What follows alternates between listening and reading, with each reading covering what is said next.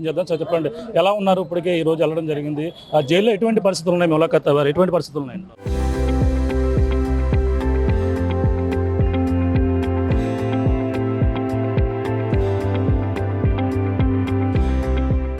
ఇప్పుడు దాకైతే ప్రశాంతంగానే ఉందండి అంతా. నిన్న రాత్రి తీసుకురావడం జరిగింది. నిన్న రాత్రి రిమాండ్ ఇచ్చారు, నేను రాత్రి తీసుకురావడం జరిగింది. ఇక్కడ మేము కలిసాము, ములాఖత్లో కాసేపు మాట్లాడాము. ఇప్పుడు దాకైతే అంతా ప్రశాంతంగానే ఉంది. అయితే మాకు జరుగుతున్న పరిణామాలు చూస్తుంటే మాకు లోపల కూడా ఆయన సెక్యూర్డ్గా సేఫ్గానే ఉంటారా లేదా అనే దాంట్లో కొంత అనుమానాలు ఉన్నాయి. దానికి రిలేటెడ్గా మేము ఏం చేయాలో లీగల్గా మేము చూస్తాము. అంటే లోపల ఇంకా ఎటువంటి కావాలని మీరు కోరడం జరిగింది? ఇప్పుడున్న పరిస్థితులు ఎలా ఉన్నాయి? ఆయన ఆరోగ్యం ఎలా ఉంది? అంటే ఆయన పైన అనేక విధాలుగా ఆరోపణలు చేస్తున్నారు. ఆయన పైన పోలీసులు కొంతమంది చేశారని కూడా చెప్పుకొస్తున్నారు. అవన్నీ కూడా ఎలా చూడాలండి? మొన్న నైట్ పోలీసులు అయితే టార్చర్ పోలీస్ స్టేషన్ అలపాడు పోలీస్ స్టేషన్లో టార్చర్ చేయడం అయితే వాస్తవం అండి. అసలు వాళ్ళిద్దరు సీఏలు, ఒకటేమో పట్టాభిపురం సీఐ, ఇంకొకళ్ళేమో నల్లపాడు సీఐ, ఇద్దరు హరాస్ చేయడం అయితే వాస్తవమే. అది ఆయన నిన్న కోర్టులో కూడా ఓపెన్గానే చెప్పారు. వాళ్ళ పేర్లు కూడా ప్రస్తావించారు, అది ఓపెన్గానే చెప్పారు. ఇప్పుడు ప్రజెంట్ ఆయన situation is perfectly all right. మెంటల్గా ఆయన చాలా హెల్తీగా ఉన్నారు. అంటే వెళ్ళే కొద్ది చూడాలండి. ఆయన హెల్త్ రిలేటెడ్గా కొన్ని చిన్న చిన్న సమస్యలు ఉన్నాయి. దాని రిలేటెడ్గా కూడా మేము అన్ని కూడా కేర్ తీసుకుంటున్నాం, ఆయన కూడా కేర్ తీసుకుంటున్నారు. అంతవరకు అయితే అంత బాగానే ఉంది ఇప్పుడు యాజ్ ఆఫ్ నౌ. ఇప్పుడు దాకైతే ఎటువంటి అనుమానం? కేంద్ర మంత్రులపై కూడా మీరు ఆరోపణలు చేస్తున్నారు.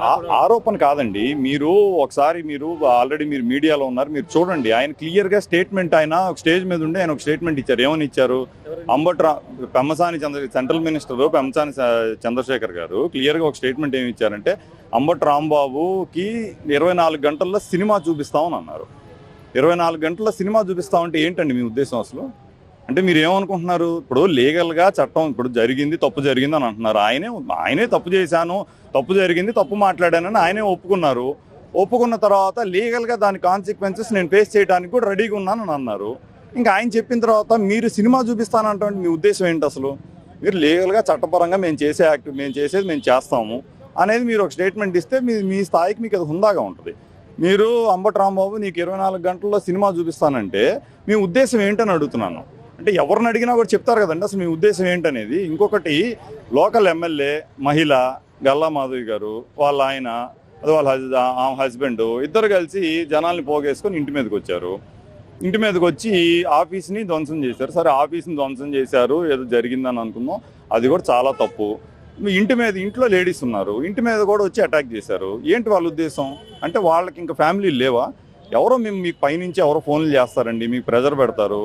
మీరు ఏదో లైమ్ లైట్లోకి రావడానికో, లేకపోతే న్యూస్లో పడటానికో, లేకపోతే వాళ్ళ దృష్టిలో పడటానికి. సరే, ఎమ్మెల్యేలు మీరు దృష్టిలో పడాల్సిన అవసరం లేదు, రోజు ఏదో ఒక యాక్టివిటీ ఉంటుంది. మీరు ఆ పైన ఉండేవాళ్ళు ఇన్స్ట్రక్షన్స్ ఇచ్చేవాళ్ళు దృష్టిలో పడటానికో, మీరు వచ్చేసేసి ఇంటి మీదకి వచ్చి యాక్టివిటీ ఇలాంటివన్నీ ప్రోత్సహించి మీరు ఇల్లు అద్దాలు పగలగొట్టి, మీరు ఇంట్లో ఆపలికి డోర్లు పగలగొట్టి, ఏదో ఇంట్లో ఆడవాళ్ళు పసిపిల్లలు ఉన్నప్పుడు ఏదైనా తేడా జరిగితే అత్యాయత్నం చేసే దాకా వచ్చి మీరు అట్లాంటి తేడా జరిగితే ఎవరు బాధ్యత వహిస్తారు? మీరే కదా.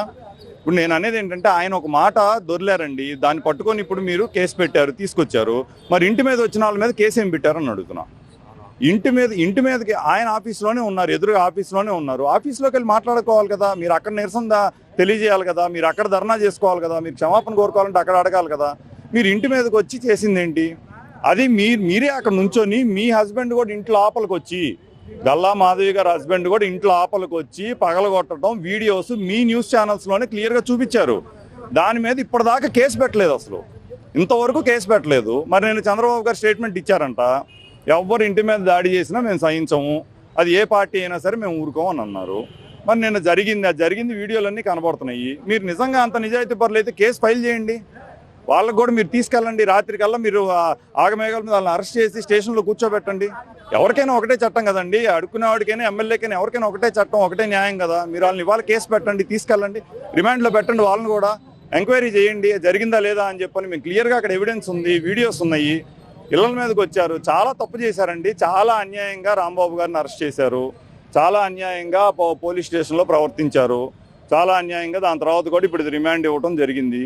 సరే, దాని చట్టం మీద మాకు గౌరవం ఉంది, దాని చట్టపరంగానే తేల్చుకుంటాము, దాని గురించి ఇబ్బంది ఏం కాదు. కానీ ఇప్పుడు దాకా మా మీద ఏదైతే అటాక్ జరిగిందో, మాకు ఏదైతే అన్యాయం జరిగిందో, మా ఫ్యామిలీ కానీ మాకు సంబంధించిన ఆడవాళ్ళు కానీ ఏదైతే భయభ్రాంతులకి గురయ్యారో వాళ్ళందరికీ కూడా న్యాయం చేసేటట్టుగా ఎవరైతే అటాక్ చేశారో వాళ్ళందరి మీద కూడా కేసులు పెట్టి అరెస్ట్ చేయాలని కోరుకుంటున్నాం. ఇప్పుడు ఆయన మంచి కోసమే ఆయన అదుపులో తీసుకోవడం జరిగింది.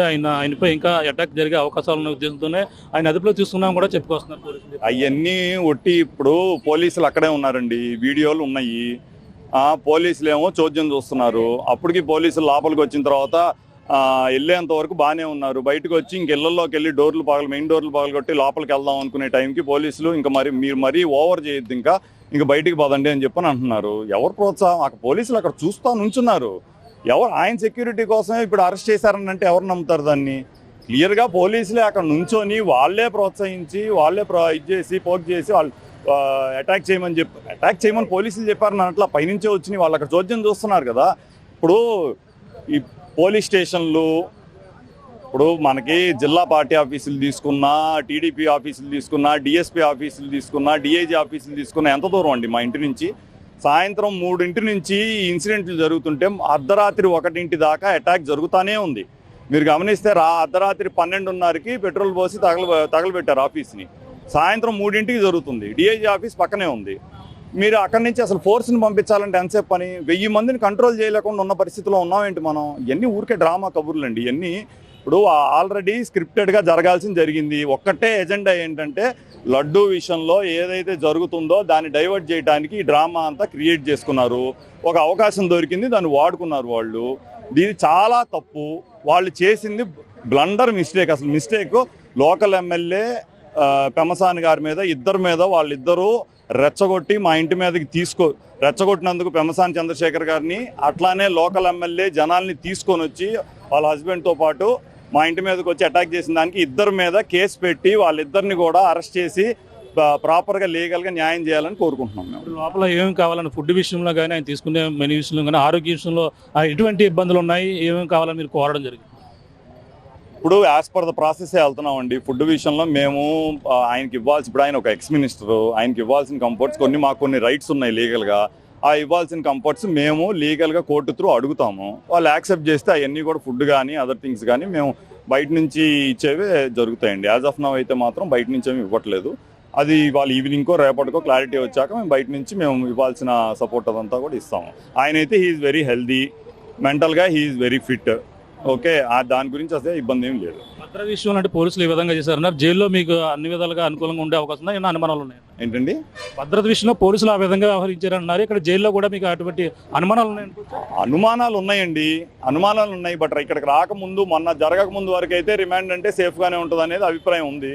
బట్ ఇప్పటికైతే అనుమానాలు ఉన్నాయి. దాన్ని లీగల్గా ఏం చేసుకోవాలో, ఎలా ప్రొటెక్ట్ చేసుకోవాలో మేము చూసుకుంటాం. అది ఇది పరిస్థితి. ప్రస్తుతం అల్లుడు ఏదైతే ఉన్నారో ఉపేష్ చంద్ర అయితే లోపలికి వెళ్ళారు. ములక్కత అయినటువంటి పరిస్థితి ఉంది. అలాగే జరిగిన పరిణామాలన్నీ కూడా ఉద్దేశపూర్వకంగానే కావాలని అటాక్ చేసినట్టు కూడా కనపడుతున్నాయని చెప్పుకొస్తున్నారు. అలాగే కేంద్ర మంత్రి పెమ్మసానితో పాటు అలాగే లోకల్ ఎమ్మెల్యే మాధవి కూడా లోపలికి ఈ విధంగా వ్యవహరించిన వాళ్ళపై కూడా ఈ విధంగా ఉద్దేశపూర్వకంగానే ఆయన పెమ్మసాని కూడా ఈ విధంగా 24 గంటల్లో సినిమా చూపిస్తామంటూ కూడా కామెంట్ చేశారు. అతని ఉద్దేశం ఏంటి అనేది కూడా మాకు తెలియాల్సిన అవసరం అయితే ఎంతైనా ఉంది. ఈ విధంగా ఇప్పుడు జరిగినటువంటి పరిణామంపై ఎటువంటి కేసులు నమోదు చేశారని కూడా పూర్తిగా తేలైన పరిస్థితి. అంతేకాకుండా పోలీసులు వ్యవహరించిన తీరుపై కూడా అనేక అనుమానాలు ఉన్నాయని కూడా చెప్తున్నారు. ఏదైతే ఇప్పుడు రిమాండ్కి చాలా భద్రతంగా ఉంటారని కూడా అనుకున్నప్పటికీ జరిగిన పరిణామాల రీత్యా కూడా జైల్లో కూడా కొన్ని అనుమానాలు ఉన్నాయని కూడా అల్లుడు ఎవరైతే ఉన్నారో ఉపేష్ చంద్ర అయితే ఆ అనుమానం వ్యక్తం చేస్తున్నటువంటి పరిస్థితి. లోపలికి వెళ్ళారు. ములాఖత్ అవి ఆయన ఆ విషయంపై మొత్తం ఆయన మాట్లాడినటువంటి మాటలు కూడా ఆయన మీడియాతో కూడా పంచుకున్నటువంటి పరిస్థితి ప్రధానంగా ఉందని చెప్పాలి. దీనిపై అయితే ప్రస్తుతం ఆయన అల్లుడితో పాటు అలాగే లోకల్గా ఉన్నటువంటి రాజానగర్ మాజీ ఎమ్మెల్యే ఇక్కడ జక్కపూడి రాజా కూడా లోపలికి వెళ్ళి ములాఖత్ అవి బయటకు వచ్చినటువంటి పరిస్థితి ప్రధానంగా ఉందని చెప్పాలి. ఇది కొన్న తాజా పరిస్థితి. అనిల్తో Prakash, RTV, Rajahmundry central jail నుంచి. చరిత్ర సృష్టించినోడు ఇప్పుడు ఆ చరిత్రని తిరగరాయబోతున్నాడు. అబద్ధాల గోడల్ని బద్దలు కొట్టి నిజాలను రాగా మీ ముందుంచబోతున్నాడు. నిజమైన వార్తల కోసం వెంటనే డౌన్లోడ్ చేసుకోండి రా యాప్ని.